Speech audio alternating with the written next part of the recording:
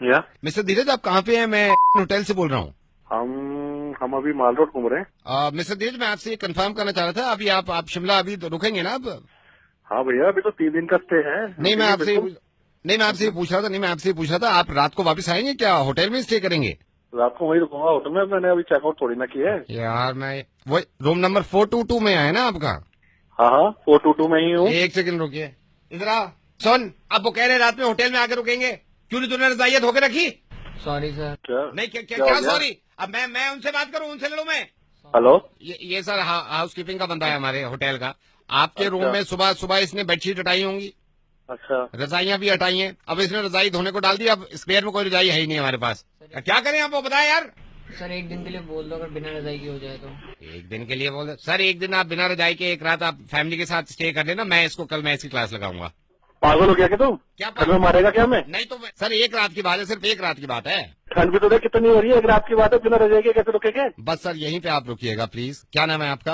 अरे मेरा नाम तो अपना बाद में बताऊंगा। तू कौन बोल रहा है? मेरा बोलना बहुत जरूरी है, आप सिर्फ सुनिएगा सर। मैं आपको अब क्लियरली बताता हूँ सर। मैं रेडियो मिर्ची से नवेद बोल रहा हूँ। ना मैं आपको परेशान करना चाह रहा था, ना मैं आपका ज्यादा वक्त लेना चाह रहा था। धीरज, आप सिर्फ 1 मिनट के लिए मेरी बात सुनिएगा, और मैं आपके जरिए कुछ हिंदुस्तान को ही नहीं बल्कि पूरी दुनिया को ही बताना चाह रहा हूँ। मैं लोगों को समझाने की कोशिश कर रहा था, तो सोचा कि कैसे समझाऊं। फिर मुझे पता चला कि आप हाल फिलहाल में शिमला में हैं, घूमने गए हुए हैं। शिमला के होटल के अंदर, जो कि रूम टेम्परेचर ज्यादा नहीं होता, वहां भी बिना रजाई के एक रात गुजार नहीं सकते हम। सोचिए जरा, एक रात के लिए अगर सोते हुए हमारे ऊपर से कोई लिहाफ खींच दे या रजाई हटा दे, तो कैसी बेचैनी से रात गुजरेगी। बौखला जाएंगे हम, पागल हो जाएंगे। इस कॉल का मकसद ये है कि लोगों को पता चले कि ये हमारे लिए कितना कुछ करते हैं। आज अफसोस की बात यह है कि हनुमंत थप्पा ने दम तोड़ दिया और वो शहीद हो गए। और मैं ये सोच रहा था कि जब हनुमंत थप्पा बर्फ में फंसे हुए थे, जब उनकी सांसें चल रही थी, कुछ तो ख्याल आया होगा उन्हें अपनी बीवी के बारे में, कुछ तो सोच रहे होंगे वो अपने माँ बाप के बारे में। लेकिन उन्होंने तकलीफ उठाई, वो बेचैन रहे सिर्फ आपकी और मेरी वजह से, सिर्फ इस मुल्क की वजह से। मैं सिर्फ ये कहना चाह रहा हूं कि इनकी कुर्बानियों की कद्र करें हम, और इनकी इज्जत करा करें हम, क्योंकि इन्हीं से हैं हम। सही कहा नावेद। इत्तेफाक से हमारी दिल्ली में ज्यादा ठंड पड़ी नहीं है, उसके बावजूद रात को 1 बजे आप अपनी गाड़ी से निकले, अपना शीशा नीचे करके सिर्फ अपना हाथ बाहर निकालिएगा, तो आपको एहसास होगा कि एक इंसान अपनी मुल्क के खातिर, अपने लोगों के खातिर बर्फ के नीचे दब जाता है, मुल्क के लिए शहीद हो जाता है। ये सोचिए जरा, आपके बच्चे अगर थोड़ी देर के लिए स्वेटर पहने बिना, जैकेट पहने बिना आंगन में निकल जाएं, कहीं बाहर सड़क पे चले जाएं, तो कितना घबरा जाते हैं हम, फौरन चिपटा लेते हैं कि ठंड है। जब तक हनुमंत थप्पा 6 दिन तक नहीं मिले थे, क्या गुजर रही होगी इनकी माँ पे, क्योंकि उनको मालूम था कि वो बर्फ में है। और प्लीज, ये मेरी आपसे गुजारिश है, मैं इस तरह कहता नहीं हूं, कि इस मैसेज को आप दूसरों तक जरूर पहुंचाइएगा।